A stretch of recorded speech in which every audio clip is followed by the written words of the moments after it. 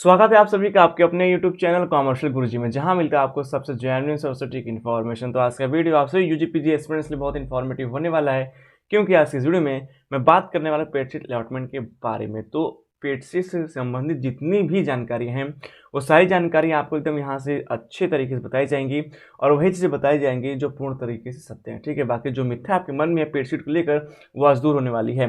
तो please video को पूरा देखिएगा, उसके साथ साथ वीडियो को ज़्यादा से ज़्यादा शेयर कर दीजिए ताकि और भी एस्पिरेंट्स पास एकदम ऑथेंटिक इन्फॉर्मेशन पहुंच सके। और अभी तक चैनल को नहीं सब्सक्राइब किया है तो please channel subscribe bell icon press कर लें, ताकि बीएचयू एडमिशन 2022 यूजी या पीजी सारी अपडेट इन्फॉर्मेशन आपको एकदम सटीक जो है मिलती रहे। ठीक है, बात करें यहाँ पर पेडशीट अलॉटमेंट बारे में, तो सबसे पहले मैं आप सभी को बता दूं जो पेडशीट अलॉटमेंट होता है, तो बीएचयू में जितनी भी सीटें होती हैं जो आप बुलेटिन सीटें पढ़ते हैं, जैसे मान लीजिए कि हम बात करें बी आर्ट्स के बारे में। ठीक है, हम बी आर्ट्स को एज ए एग्जाम्पल लें तो 765 वहाँ पर रेगुलर सीटें हैं। ठीक है, इसके एवज में इसको छोड़ करके 15%, ठीक है, 15% क्या सीटें हैं, पेड सीटें हैं। ठीक है, पेड सीटें वे सीटें होती है जिनमें जो फीस होती है वो जो है कि रेगुलर फीस की कई गुना ज़्यादा हो सकती है। वो चाहे 3 गुना ज़्यादा हो, चाहे 6 गुना ज़्यादा हो, चाहे इवन 10 गुना ज़्यादा हो, कभी कभी तो जो है कि 15 गुना ज़्यादा भी हो जाती है। ठीक है, तो पेड सीट जो है 15% होती है। तो इस रेगुलर सीट का जो है 15% पेड सीट, जैसे हम एमकॉम का एग्जाम्पल ले लें, एमकॉम का, तो एमकॉम में मेन कैंपस में कुल 193 सीट्स है। ठीक है, तो इसका 15% क्या सीट होगा, आपका पेड सीट होगा। ठीक है, बीकॉम एग्जाम्पल ले लें, बीकॉम में जो है कि 383 सीटें हैं। ठीक है, तो इसको छोड़ करके जो अलग से 15% सीटें हैं, ठीक है, लगभग 44 आएंगी, तो वो जो है क्या है, वो पेड सीट। ठीक है, अब यहाँ बात होती है कि पेड सीट का जो काउंसलिंग होता है, पेड सीट का जो अलॉटमेंट होता है, वो सिर्फ और सिर्फ किसके लिए होता है, सिर्फ और सिर्फ जनरल वालों के लिए होता है। ठीक है, जनरल वालों के लिए होता है। ये बिल्कुल गलत है, ऐसा एकदम नहीं होता।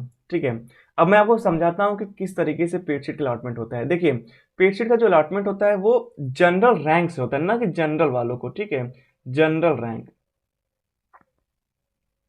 ठीक है, जनरल रैंक। हालांकि इस बार रैंक तो नहीं है, लेकिन इस बार जनरल रैंक जो क्या है, आपका जनरल इंडेक्स काम करेगा। ठीक है, यानी जनरल मार्क्स,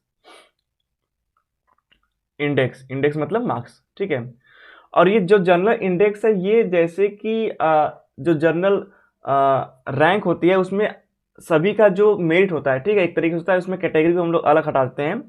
तो जैसे मान लीजिए कि जनरल हो गया, ठीक है, उसके बाद ईडब्ल्यूएस हो गया, उसके बाद ओबीसी हो गया, उसके बाद एससी हो गया और एसटी हो गया। ठीक है, जिन कोर्सेस में कॉम्बिनेशन होते हैं, ध्यान समझिए मेरी बात, इतना सटीक शायद वही बताया, जिस कोर्सेस में कॉम्बिनेशन होते हैं उसमें ये जो अलॉटमेंट होता है वो किसी कैटेगरी को हो सकता है। वो जनरल को तो होगा ही होगा, ईडब्ल्यूएस को भी हो सकता है, ठीक है, ओबीसी को भी हो सकता है, एससी को हो सकता है, एसटी को। लेकिन ये जो अलॉटमेंट होंगे वो इनके ईडब्ल्यूएस ओबीसी नहीं होंगे, ये इनके जनरल मेरिट्स होंगे। किस मेरिट्स होंगे, जनरल मेरिट्स होंगे। ठीक है, यानी कि अगर जनरल जनरल वाले का नंबर जो है वो बी आर्ट्स में 325 है, ठीक है, और उसी में ओबीसी वाले का जो है 324 है, ठीक है, और एसटी वाले का 320 है, ठीक है, और जनरल जो पेडसी का जो अलॉटमेंट है वो 315 तक गया हुआ है। ठीक है, तो इन सबको भी उस अलॉटमेंट का जो है कि पेमेंट लिंक जाएगा, क्योंकि ये सभी भी जनरल मेरिट के अंदर में है। तो अगर आप जनरल मेरिट के अंदर में है तब तो आपको पेड सीट का अलॉटमेंट होगा। लेकिन ऐसा कहाँ पे होगा, ऐसा वहीं पे होता है जहां पर सब्जेक्ट कॉम्बिनेशन होता है, और सब्जेक्ट कॉम्बिनेशन आपका यूजी में जो है कि मात्र 4 कोर्सेज में ही आपको देखने को मिलता है, B arts, B social, BSc math और बीएससी बायो। ठीक है, तो कॉम्बिनेशन पे भी पेड सीटों में अच्छे अच्छे कॉम्बिनेशन होते हैं। तो हर एक कैटेगरी में अगर वो जनरल मेरिट में आ रहा है, ठीक है, जैसे मान लीजिए कि 315 तक जो है जनरल मेरिट है, उसके नीचे नहीं है, तो 315 तक वाले कैंडिडेट्स को जो भी, चाहे वो बीसी हो, चाहे एससी हो, चाहे एसटी हो, चाहे ईडब्ल्यूएस हो, सबको जो है कि जारी किया जाएगा। ठीक है, अब उसके ऊपर डिपेंड करता है वो उसको ले चाहे न ले। ठीक है, लेकिन ऐसा कहाँ होगा, ऐसा सिर्फ से कॉम्बिनेशन होता है। बाकी दूसरे कोर्सेज बात कर लें, हम बात कर लेते हैं बीकॉम की, ठीक है, हम बात कर लें एलएलबी की, ठीक है, हम बात कर लें जो है कि बाकी जो पीजी कोर्सेज हैं, ठीक है, जिसमें सब्जेक्ट कॉम्बिनेशन या कोर्स कॉम्बिनेशन नहीं होता है, वहां पर जो पेड सीट अलॉटमेंट होता है वो बस हो पाता है किसको, जनरल वाले को, ठीक है, उसके साथ साथ ओबीसी वाले को, ठीक है, और कभी कभी ईडब्ल्यूएस वाले को।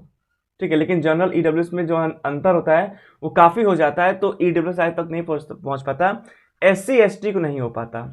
एसटी एससी क्यों नहीं हो पाता? क्योंकि कोर्स कॉम्बिनेशन नहीं होता, इसलिए इनकी जो मेरिट होती है वो बहुत ही नीचे होती है, ठीक है, बहुत ही नीचे होती है।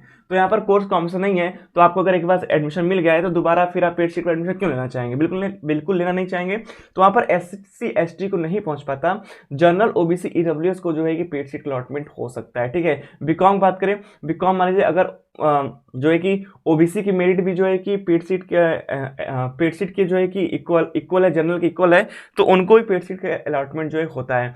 लेकिन मुश्किल है कि ओबीसी और ईडब्ल्यूएस को भी जो है कि जनरल और ईडब्ल्यूएस को जो है कि अलॉटमेंट हो जाता है पेड सीट का।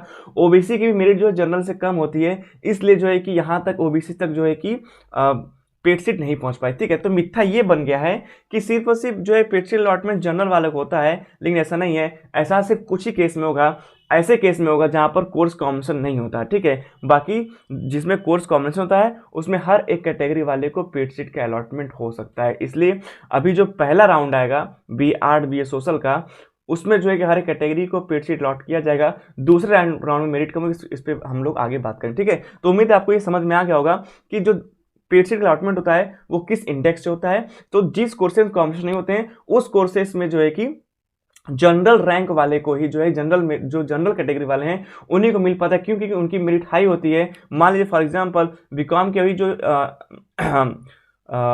मेरिट चल रही है वो 590 चल रही है, ठीक है, 590। बाकी ओबीसी कितनी चल रही है?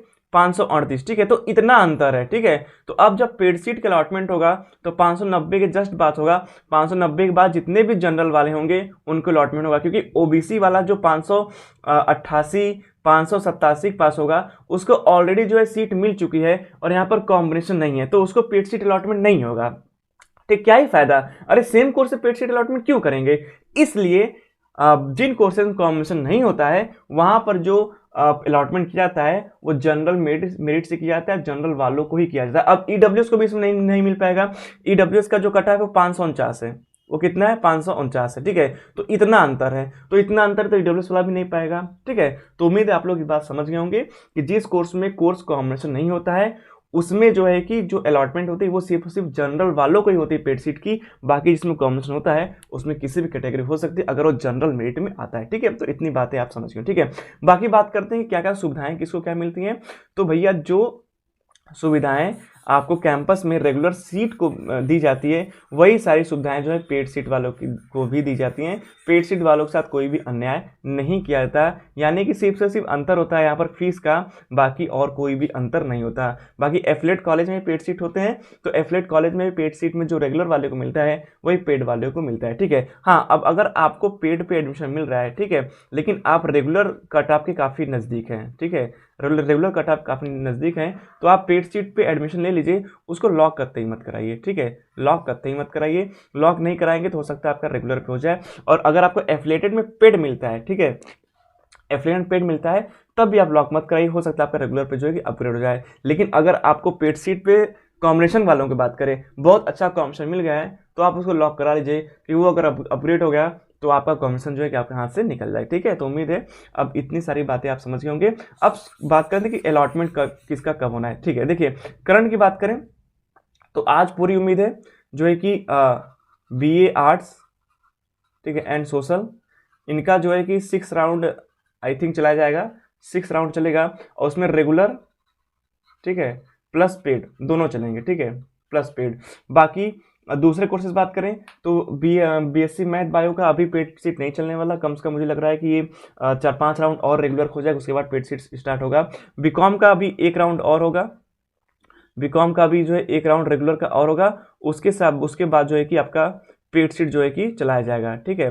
तो बीकॉम वाले पेड सीट जो मुझे लग रहा है कि 31 तारीख लास्ट डेट है, तो 31 तारीख के बाद से जो है कि एक बार रेगुलर और चलेगा, फिर जो है पेड सीट चलाया जाएगा, ठीक है। बाकी पीजी कोर्सेज बात करें तो पीजी कोर्सेज में जो है कि ऑल टाइप ऑफ सीट है, ठीक है, ऑल टाइप ऑफ सीट, ठीक है। तो इसका मतलब क्या हुआ? इसका मतलब आपका रेगुलर भी हुआ, ठीक है, रेगुलर भी हुआ और प्लस पेड भी हुआ, ठीक है। आपको पता कैसे चलेगा, तो आपको पता जो है कि नहीं चल पाएगा, आपके रेगुलर सीटें जब खत्म हो जाएंगी तब पेड सीट अलॉटमेंट होगा, और आपको कहाँ से कैसे पता चलेगा, वो सिर्फ इसी चैनल के माध्यम से पता चलेगा कि किस पीजी कोर्सेज में कितने मेरिट तक जो है, कितने कैटेगरी में जो है कट ऑफ गई हुई, ठीक है। तो उसकी चिंता आप लोग मत करिए। आप लोग अगर चैनल से नहीं जुड़े हैं तो प्लीज़ जुड़ जाइए, क्योंकि रेगुलर प्लस पेड वाला जिसमें ऑल टाइप सीट है उसमें आपको पता नहीं चल पाएगा कि आपका रेगुलर पे वेरीफाई हो रहा है या फिर पेड पे हो रहा है, ठीक है। बाकी जिसमें रेगुलर अलग पेड अलग है तो उनको पता चल रहा है कि उनका पेड पे वेरीफाई हो रहा है। और बीए आर्ट्स में से कई सारे कैंडिडेट्स हैं सोशल वाले जिनमें कि पेड पे जो है कि मेन कैंपस का वेरिफिकेशन जो है कि एमएमबी और एमसी का जो है कि कर लिया गया है, ठीक है। तो यही सारी बातें, यही सारी इंफॉर्मेशन है। बाकी और कोई डाउट्स है आपको पेड सीट से रिलेटेड तो आप जरूर जो है कि कमेंट्स करिए, आपको रिप्लाई किया जाएगा।